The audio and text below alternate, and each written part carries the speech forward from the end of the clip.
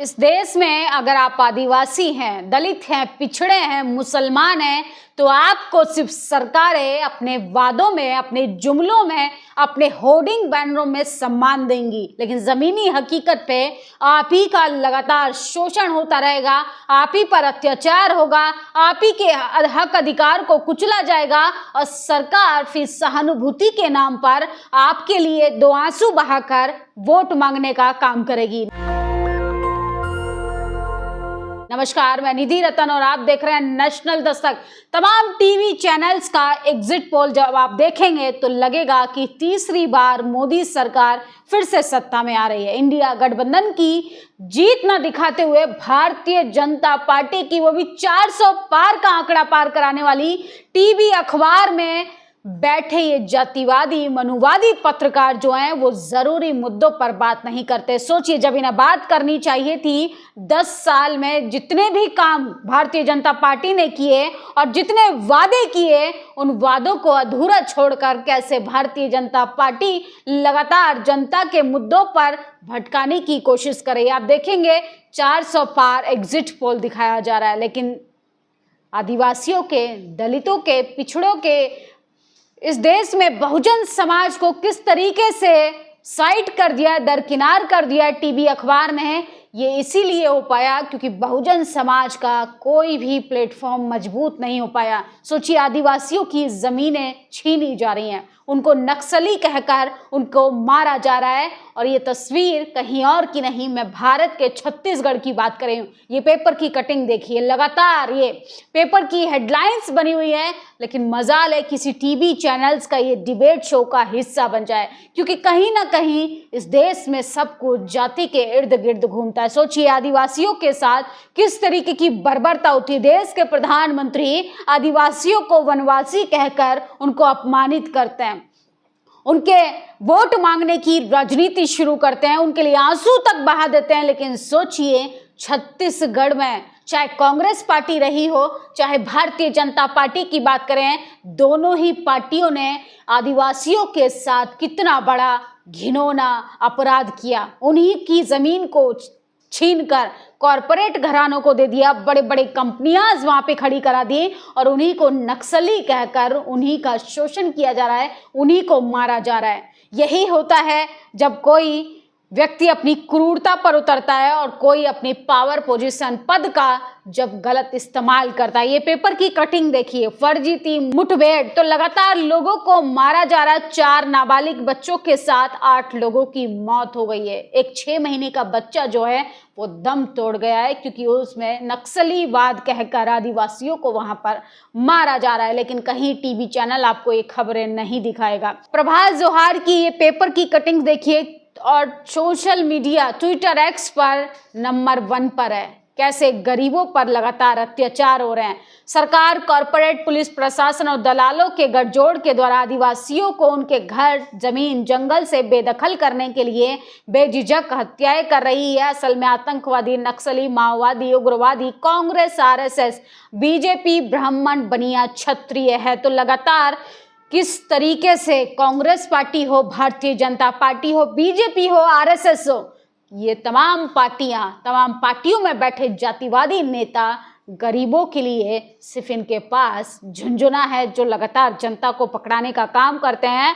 लेकिन इन्हीं के शासन में किस तरीके से आदिवासियों पर अत्याचार हो रहा है। आप देखेंगे राजस्थान में लगातार जातीय उत्पीड़न से शिकार होता है बहुजन समाज। कभी दलितों को घोड़ी नहीं चढ़ने दिया जाता, आदिवासियों को मार दिया जाता है, पिछड़ों का तो इतना बेहाल कर रखा है धर्म के नाम पर कि अगर वो रोजगार मांगते हैं तो उन पर प्रशासन के द्वारा लाठियां चलवाई जाती हैं। लेकिन जैसे ही वो धर्म का झुंझुना पकड़कर मंदिर की लंबी लंबी कतारों में लगते हैं, सरकार के लिए प्रचार प्रसार करते हैं, तो सरकार भी खुश रहती है। कमल कांग्रेस सरकार छत्तीसगढ़ के जंगल की खनिज संपदाएं हड़पना चाहती है, इसलिए नक्सली का ठप्पा लगाकर फर्जी एनकाउंटर कर रही है ताकि आदिवासी विरोध तक ना कर पाए।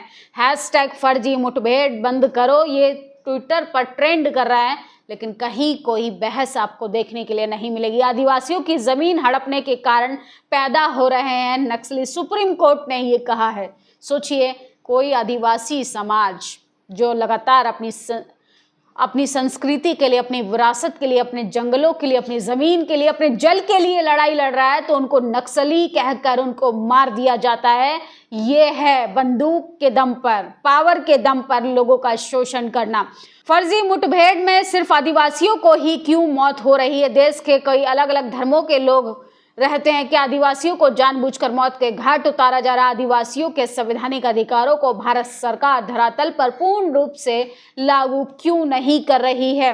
तो लगातार लोगों को गोलियां चलाकर मारा जा रहा है। एड समेटा में नक्सली नहीं 8 ग्रामीण मारे गए। घबराहट में चलाई गई थी 9 गोलियां। क्रॉस फायरिंग में 6 महीने की बच्ची की मौत का सच जानने पहुंचे ग्रामीण। तो लगातार बच्चों को भी टारगेट किया जा रहा है। जिन लोगों को चिंता रहती है कि पाकिस्तान में गरीबी है, पाकिस्तान में बेरोजगारी है, वो अपने ही देश में अपने ही नागरिकों पर बात नहीं करते, उनके हालातों पर कभी कोई चर्चा नहीं करते। जो लगातार एग्जिट पोल दिखा रहे हैं 400 पार, लेकिन जनता का हाल जो है वो चीख चीख कर कह रहा है कि जनता का हाल फटेहाल हो चुका है। क्या देश में आदिवासी होना ही गुनाह है? नक्सली के नाम पर कब तक छत्तीसगढ़ के बेकसूर आदिवासियों की हत्या करती रहेगी कमल कांग्रेस? दोनों ही सरकारों का उद्देश्य क्या छत्तीसगढ़ की वन संपदा पर नक्सल के नाम पर अधिग्रहण करना जरूरी है? तो नक्सली कहकर उनको कैसे जमीन से बेदखल किया जा रहा है, कैसे उनको बेघर किया जा रहा है। अगर आप दलित हैं तो जातिवादी, अगर आप मुसलमान हैं तो जिहादी, अगर आप आदिवासी हैं तो आप नक्सली हो जाएंगे। लेकिन सोचिए, सरकार से सिर्फ आप अपने संवैधानिक अधिकारों की लड़ाई लड़ रहे हैं, सरकार को तकलीफें हो रही हैं अगर आप पढ़ने लगे हैं, बोलने लगे हैं, जागरूक होने लगे हैं, क्योंकि सरकार पिछले कई सालों में फ्लॉप साबित हुई है बहुजन समाज के लिए। छत्तीसगढ़ बस्तर बीजापुर में 6 साल की बच्ची को मार दिया। आदिवासियों को इस तरह फर्जी मुठभेड़ में नक्सली के नाम पर मारा जाएगा, जांच होगी। आदिवासियों को मारना क्या यही विकास है? हसदेव जंगल को किस तरीके से जलाने की, काटने की कोशिश की जा रही है और सब कुछ कॉरपोरेट घरानों को दे दिया जा रहा है। मोदी के मैनिफेस्टो में हम दो और हमारे दो की विकास पर काम हो रहा है। गुजरात मॉडल पूरे देश में लागू किया जा रहा है।